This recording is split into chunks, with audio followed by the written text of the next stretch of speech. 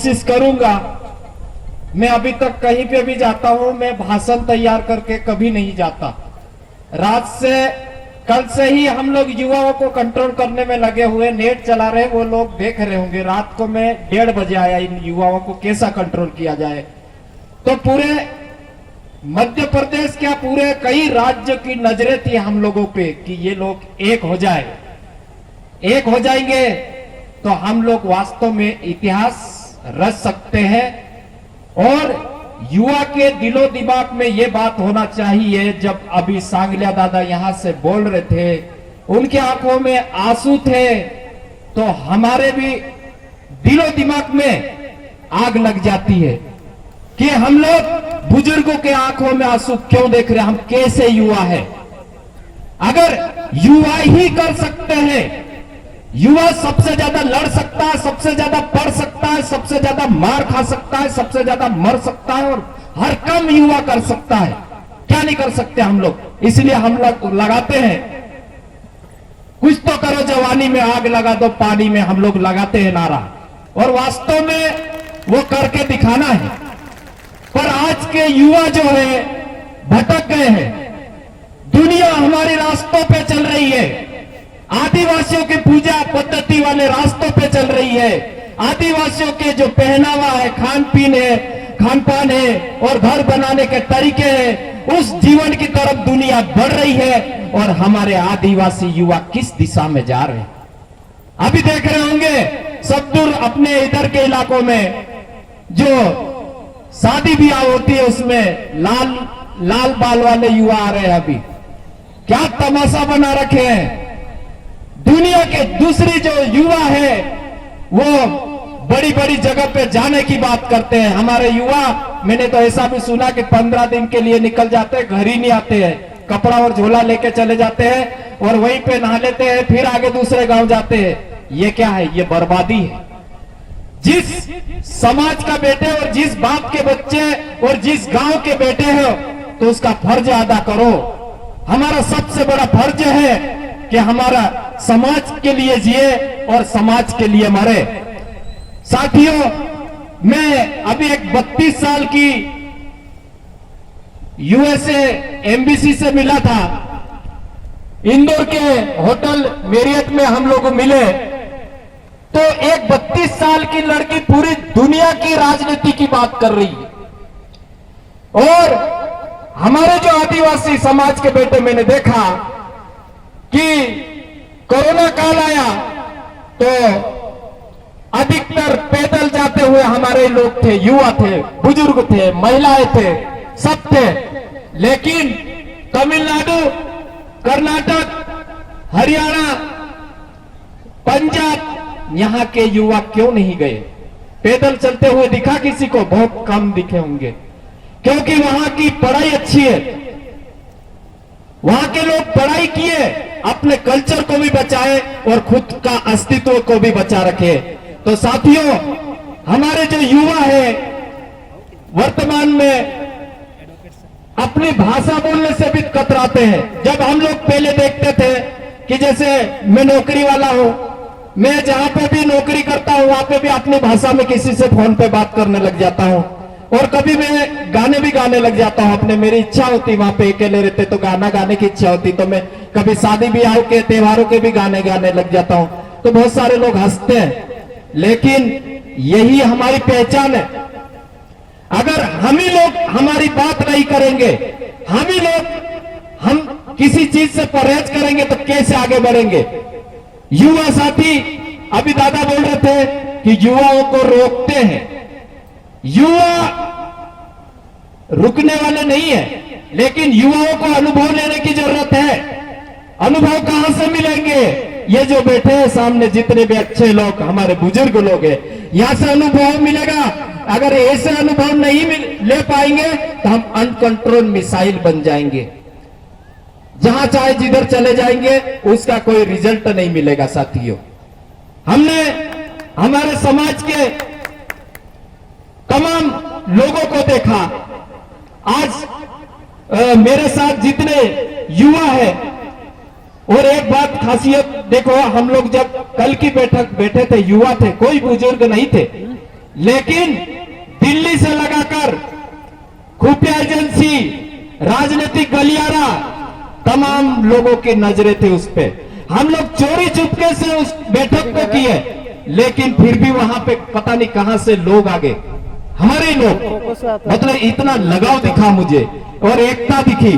तो साथियों, अभी युवा लोग जो है ये अच्छे क्षेत्र में पीएचडी कर सकते हैं। अभी जैसे सांगले दादा ने बोले थे कि उनकी जो बेटी है संस्कृति के ऊपर पीएचडी किए हैं, तो ये बहुत अच्छी बात है।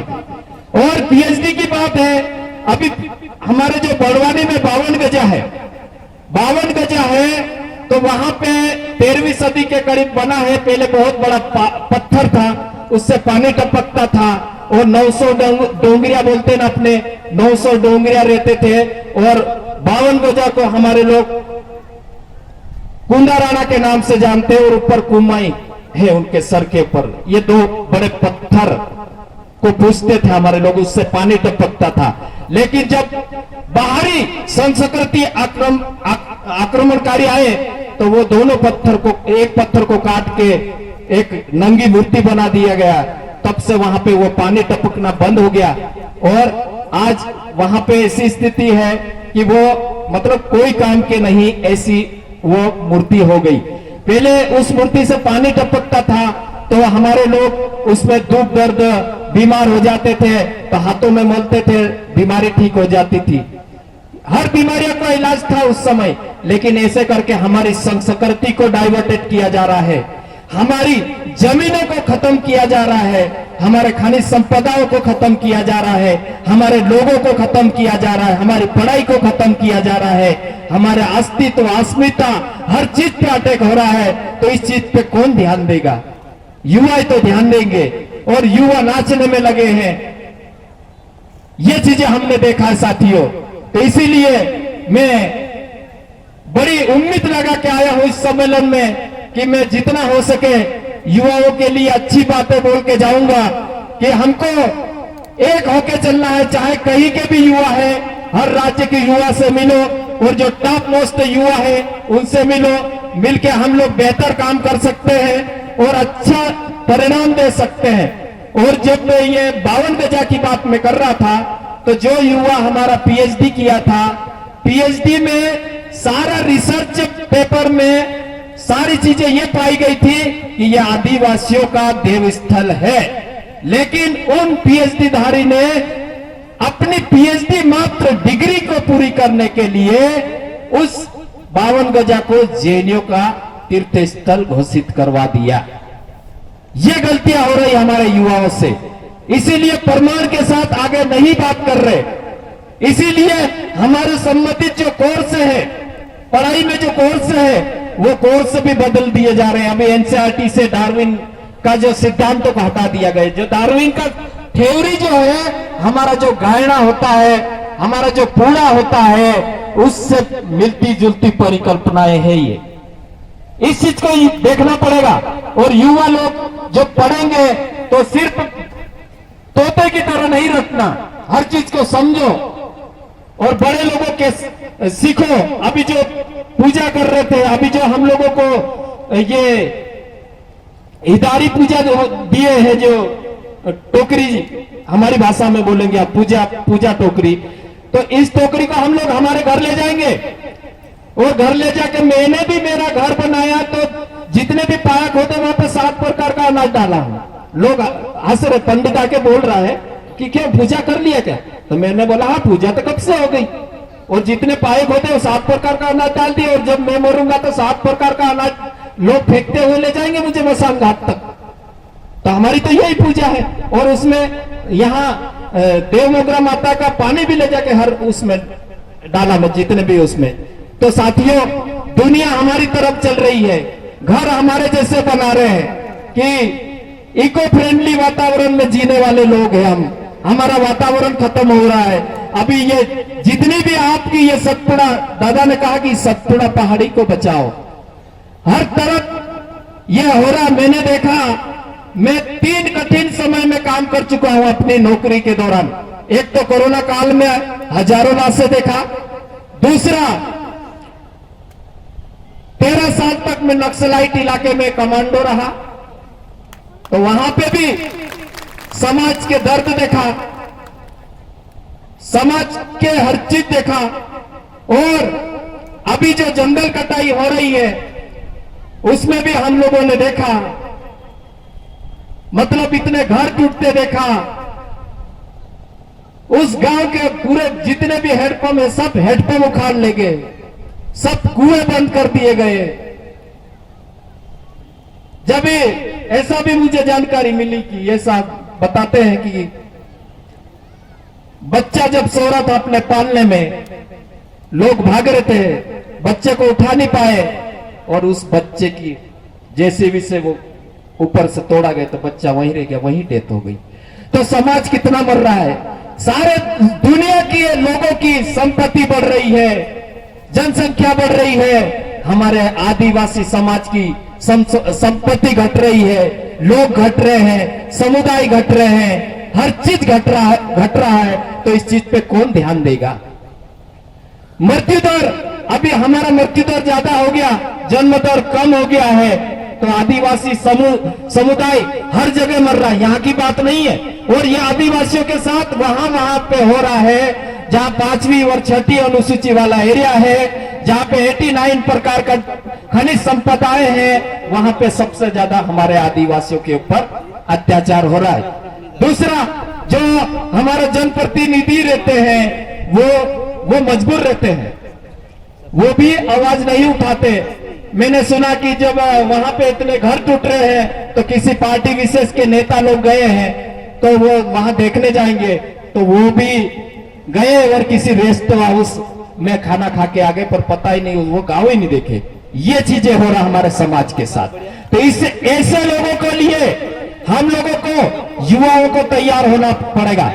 चाहे राजनीतिक क्षेत्र भी है, वहां पे भी झंडे गाड़ दो साथियों, गलत लोगों को मत जाने दो, समाज के नुकसान करने वालों को मत जाने दो। और अगर पूजा स्थल है तो वहां पे भी सीखो, हर चीज सीखो। ये जो आपकी सतपुड़ा की जो पहाड़ियां है, यहाँ नाना प्रकार की तरंगे हैं। ये जो तरंगे हैं, इस तरंगों को खत्म करने के लिए यहाँ पे बड़ा बांध बनाया गया। दुनिया दूसरों का विकास हुआ, लेकिन मेरे समाज के सांस्कृतिक देव स्थल पूरे डूब गए। जो हमारी आइडेंटिटी की तरह है, हमारी पहचान है, उस चीज को डुबा दिया गया। ऐसे तमाम जगह हो रहा है। आप ये देखो, आदिवासी समाज के बेटे हमारे एमपी में भी 5-10 फीट गड्ढा खोद के गाड़ दिया और यूरिया और नमक डाल दिया। और ऐसी क्या बात है कि हर राज्य के आदिवासी ही ज्यादा संघर्ष कर रहे हैं, आंदोलन कर रहे हैं? ऐसा क्यों है? लाश भी रोड पे रख के, कहीं पे भी रख के हमारे लोग संघर्ष कर रहे हैं, ऐसा क्यों हो रहा है? अपने समाज जब अंग्रेज कालीन समय पे भी लड़े, उनसे पहले भी लड़े, किससे लड़ेंगे? कब तक लड़ेंगे? संविधान की बात करते लोग, तो हम लोग पूछते, ये भी पूछते हैं कि संविधान बढ़ा कि हमारी संस्कृति बढ़ी, कोर्ट बढ़ी कि हमारे गांव की जो पारंपरिक सभाएं बढ़ी? कौन बताएगा? ये युवा अगर जानेगा, समझेगा तो सवाल करेंगे, और जो सवाल करेंगे तो आने वाली पीढ़ी के लिए अच्छे माहौल मिलेगा, अच्छा तरीके मिलेंगे। इसीलिए हम लोग बहुत पहले से कहते आए कि मुझे एक गोंडवाना के जो दादा है, हीरा सिंह मरकाम, आप लोग जानते होंगे दादा, वे बोलते थे कि समाज में अनुशासन, राशन और उसके बाद शासन की बात होना चाहिए। अगर आपके पास अनुशासन नहीं है, आपके पास पर्याप्त आर्थिक साधन नहीं है, और आपके पास ये चीजें नहीं होगी, तो आप शासन भी कैसे कर पाओगे? इसीलिए हम लोग फेसबुक पे लिख देते हैं, कभी कभी युवा सुने होंगे कि बुलबुल के परों में बाज का परवाज नहीं होता है, बिखरे हुए लोगों का कभी राज नहीं होता है, जिनकी पड़ गई है सर झुकाकर चलने की आदत, उनके सरों में कभी ताज नहीं होता है। और युवा साथी, कभी झुकना नहीं, कभी डरना नहीं, खूब पढ़ो, खूब जानकारी लो, राजनीतिक जानकारी हो, चाहे सांस्कृतिक जानकारी हो, चाहे ऐतिहासिक जानकारी हो, चाहे व्यवसायिक जानकारी हो, हर जानकारी को लो और समाज के लिए रात दिन एक कर दो। और जब समाज के बुजुर्ग, आपके होते हुए हमारा बुजुर्ग सामने खड़ा होकर अपने आंखों में आंसू बहा रहा है, तो आपकी जवानी धिक्कार है साथियों। कोई काम की नहीं जवानी, हमारे सामने हमारे बुजुर्ग रो रहा है, हमारे सामने बहनों के साथ अत्याचार हो रहे हैं, हमारे सामने हमारा सब चीज रोंदी जा रही है, तो ये जवानी कोई काम की नहीं साथियों। इस जवानी को समाज के काम लगाओ, ताकि आने वाली पीढ़ियों को, आने वाली जनरेशन को कुछ अच्छे रास्ते मिलेंगे, अच्छा माहौल मिलेगा। तो मैं साथियों, आज मैं खुद ही खुश हूं कि मैं इस एकता परिषद के मंच पे, जैसे दादा का फोन आया तो मुझे अच्छा नहीं लगा। मैंने बोला दादा, आप ही लोगों से तो हमने सीखा है। यहाँ पे सांगलिया दादा है, बहारू दादा है, इन्हीं जो गजानन दादा है। मैं पहले था छोटा सा, ज्यादा उम्र नहीं थी मेरी, कम उम्र थी उस समय। तो गजानन दादा भाषण देते थे तो हम लोग सोचते थे कि एक दिन हम लोग भी उनके जैसा भाषण देंगे। आज हमारा सौभाग्य है कि आज दादा के साथ हम मंच शेयर कर रहे हैं। और छोटे थे मेरे गांव में, जिसके यहाँ हम लोग, गरीबी बहुत थी उस समय हमारे यहाँ, मूंगफली छीलने जाते थे उस सेठ के यहाँ, 1 रुपये चौकी, मतलब 4 किलो मूंगफली हम लोग छीलते थे 1 रुपये की। तो उस सेठ के यहाँ हम लोग मूंगफली छीलने जाते थे। आज कुछ भी कार्यक्रम होता है तो उन्हीं सेठों के साथ हम लोग मंच शेयर करते हैं। ये चीजें मिली मुझे लाइफ में, और बहुत ताने मिले हम लोगों को। बचपन से समाज के लिए काम करते करते चल रहे हैं, कोशिश कर रहे हैं। हमारे पिताजी भी दादा गजानन ब्राह्मण जी के साथ काम करते थे। मैं भी स्टूडेंट में, दिल्ली में भी बंद हुआ स्टूडेंट लाइफ में, संघर्ष कर रहे हैं, समाज की समस्या को समझ रहे हैं। तो साथियों, युवा साथी जितने भी आए हैं, मैं युवाओं को यही कहना चाहता हूं कि ये बाल रंग के इधर इधर काम, जाना नाचना कूदना बंद कर दो, समाज के साथ रहो। ऐसे भी लोगों ने, दुनिया वालों ने, बुद्धिजीवियों ने कहा है कि 2030 तक जिसके पास ज्यादा जमीन रहेगी वही पैसे वाला और वही ज्यादा धनवान माना जाएगा। 2030 के बाद हो सकता है हम लोग भी निपट जाए, क्योंकि अभी ये आप बारिश हो रही देख रहे होंगे, ऐसा गरजता है बादल, ऐसी बिजली चमकती है, लेकिन थोड़ा सा पानी आता है, उसके बाद बंद हो जाता है। ये क्या चल रहा है, समझने की जरूरत है। दूसरे दिन हॉस्पिटल भर जाते हैं। तो हो सकता है आने वाले 2030 तक हम आप भी रहे या नहीं रहे। समाज की स्थिति बड़ी दयनीय है, हमारे लोग कहीं नहीं है। इसलिए मैं कहना चाहूंगा कि युवा समाज के बेहतर काम करे, बुद्धिजीवियों का मार्गदर्शन ले, आसपास के जितने भी जन संगठन चल रहे हैं उनका भी मार्गदर्शन ले और अच्छे बेहतर काम करे। तो यहां हमारे इधर की भाषा समझ में आती कि नहीं आती? सांगलिया दादा, एक लफ्ज बोल दो। आमरी भाषा समझ में आती कि नहीं आती? आवती थोड़ी आवे आवे। अच्छा,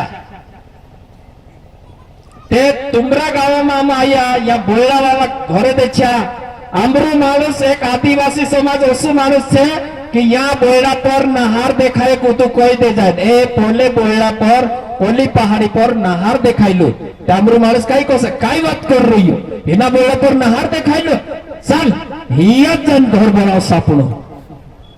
समझ में आया? मतलब उस पहाड़ी पे किसी ने शेर देखा और हमारे लोगों को बोला कि यार वहां पे शेर है, तो उसने हमारे आदिवासी भाई ने क्या बोला, क्या बात कर रहे, उस पहाड़ी पे शेर दिखा है, चल वहीं पे घर बनाएंगे और उस गांव का नाम नाहरमाल रखेंगे। ऐसे लोग हैं मेरे, हिम्मत वाले लोग हैं, लड़ने वाले लोग हैं, हर चीज करने वाले लोग हैं हमारे लोग, किसी के सामने घुटने टिकने वाले लोग नहीं है। तो साथियों, मैं इतना कह के अपना स्थान ग्रहण करता हूं। और भी बुद्धिजीवी है समाज में, आप उनकी भी बात सुनेंगे, हम भी सुनेंगे। तो साथियों, मैं इतना कहकर